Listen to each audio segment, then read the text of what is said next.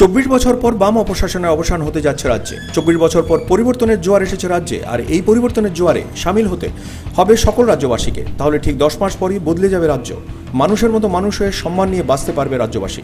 বৃহস্পতিবার বিকেলে সোনামুড়ায় পরিবর্তন সমাবেশে পরিবর্তনের ডাক দিতে গিয়ে এমনটাই বলছিল রাজ্যসভার সাংসদ তথা পশ্চিমবঙ্গের বিজেপি নেত্রী রূপা গাঙ্গুলি।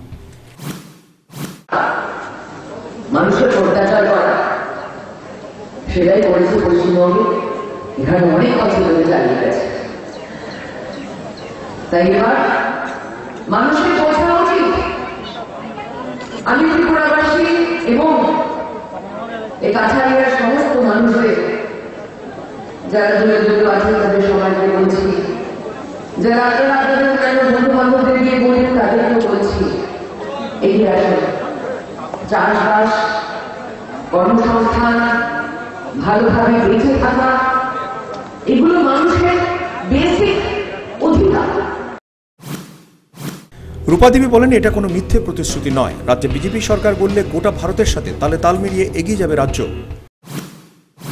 এটাই হবে ভারতীয় জনতা পার্টির সঙ্গে থাকলে এই ভারতবর্ষ আমরা দেখতে পাবো।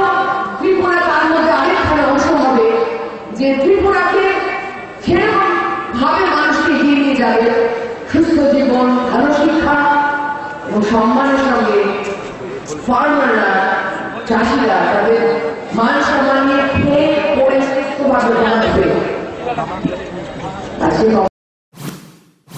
এদিকে প্রদেশ সভাপতি বিপ্লব দেব বক্তব্য রাখতে সুর চড়ান মুখ্যমন্ত্রী মানিক সরকারের বিরুদ্ধে। 2018 নির্বাচনের পর মেলার মাঠের গাড়ি যখন আসবে মানিক বাবু আপনাকে নিয়ে, তখন ওর গাড়ির চালককে মাথা নিচু করে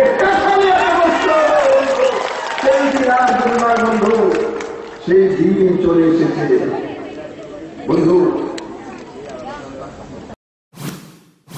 তবে নির্বাচনী মহকুমায় বিজেপি আয়োজিত এই সভায় জনঢল ছিল ব্যাপক। তবে এই সভার কাউন্টার হিসেবে শাসক দল এখন কি পদক্ষেপ নেয়, এটাই হবে দেখার। Bureau report, news vanguard.